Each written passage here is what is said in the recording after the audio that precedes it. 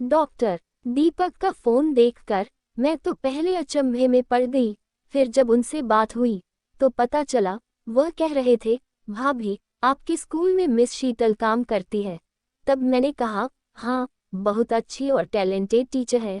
हाँ, मुझे उन्हीं के बारे में पूरी मालूमात चाहिए। दीपक मेरा दूर का देवर लगता था। शहर में उसे सरकारी हॉस्पिटल में साइकाइट्रिक की जॉब लग गई थी। उसने ट्रांसफ़र की कोशिश की, लेकिन उसका ट्रांसफ़र ना हो पाए। फिर उसने अपना क्लिनिक शहर में ही खोल लिया और शहर में ही सेटल होने का इरादा पक्का कर लिया। जब दीपक ने शीतल के बारे में पूछा तो मैं 2 मिनट के लिए तो दीपक की खिंचाई करने लगी। तब दीपक ने कहा, अरे नहीं, वह तो मेरी पेशेंट है। उसकी बीमारी में किसी किस्म की रिकवरी नहीं हो पा रही है।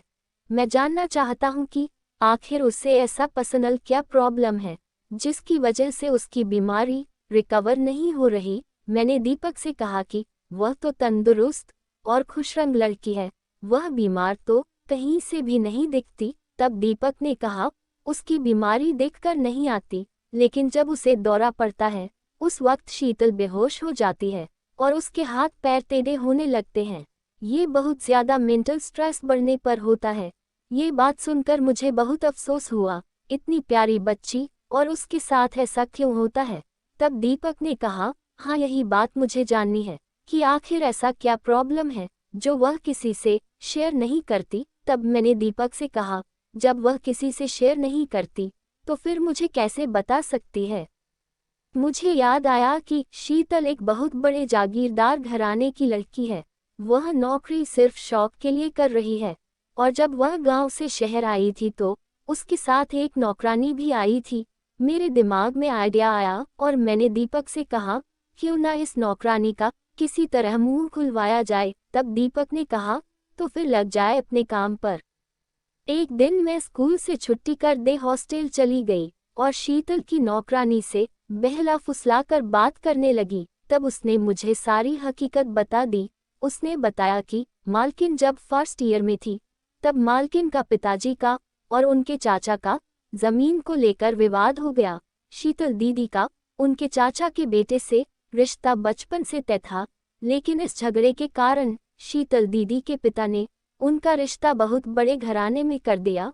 उनकी शादी को 1 महीना ही हुआ था कि एक दिन घर में खबर आई कि सूरज साहब का एक्सीडेंट हो गया और हॉस्पिटल ले जाने से पहले पहले उनका देहांत हो गया। ये खबर बेबी पर किसी पहाड़ की तरह गिरी। घर में आने वाली औरतें शीतल बेबी पर ही मनहूस होने का इल्जाम लगाती रही।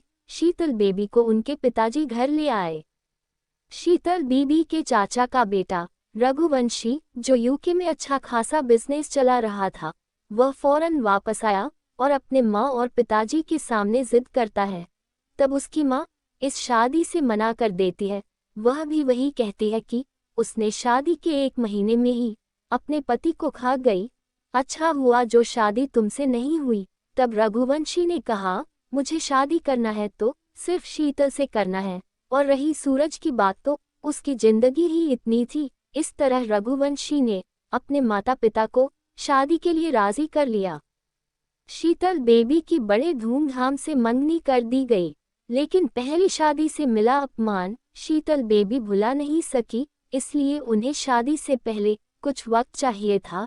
रघुवंशी बाबा ने कहा, तुम्हारे पास सिर्फ 1 महीना है, 1 महीने में अपना दिमाग सेट कर लो और फिर मैं तुम्हें किसी भी हाल में तुम्हारे पिता के घर नहीं रहने दूंगा। इतना कहकर रघुवंशी बाबा अपने आदमियों के साथ उनके घर से निकल गए और अपने घर पहुंचने से पहले रास्ते में उन्हें किसी ने गोली मार दी। रघुवंशी बाबा का देहांत हो गया। इस बार भी सब ने शीतल बेबी को ही कसूरवार ठहराया। फिर उन्होंने शहर में नौकरी के लिए अप्लाई कर दिया। वो उस गांव में रहना ही नहीं चाहती थी जिसमें उन्हें बार बार मनहूस साबित किया जा रहा था। शीतल की कहानी सुनकर मेरे आंखों में आंसू आ गए। फिर मैं वापस आकर डॉक्टर दीपक से मिली। दीपक बहुत बेचैन हो रहा था शीतल के बारे में जानने के लिए, क्योंकि शीतल उसकी सिर्फ पेशेंट नहीं थी बल्कि शीतल पेशेंट से कहीं ज्यादा अहमियत रखती थी। शीतल की जिंदगी के बारे में दीपक सब जानने के बाद मुझे कहने लगा कि भाभी आप ही शीतल से बात कीजिए, मेरा प्रपोजल उसके सामने रखिए। मैंने दीपक से कहा कि क्या तुम्हारे घर वाले शीतल को एक्सेप्ट करेंगे, पहले तुम अपने घर में बात करो। तब दीपक ने कहा कि भाभी मैं घर वालों को किसी भी हाल में मना ही लूंगा, पहले शीतल से आप बात कीजिए। मैंने दूसरे ही दिन शीतल से बात की। शीतल पहले तो साफ इनकार कर चुकी, वह भी अब और इल्ज़ाम बर्दाश्त नहीं कर सकती थी और वह नहीं चाहती थी कि शहर में भी उसकी कोई बदनामी हो। शीतल को मनाने में मेरे साथ दीपक भी कूद पड़ा और फिर मैंने और दीपक ने आखिरकार शीतल को मना ही लिया। वह मान गई। इस तरह शीतल और दीपक की शादी हो गई। लेकिन शीतल को हर वक्त टेंशन रहता। इस तरह दिन बीतते गए जो सालों में कन्वर्ट हो गया और शीतल की जिंदगी आखिरकार संवर ही गई। इस तरह की रोमांच से भरपूर कहानियां सुनने के लिए चैनल को लाइक, शेयर और सब्सक्राइब जरूर करें और घंटी के आइकन को दबाना ना भूलें।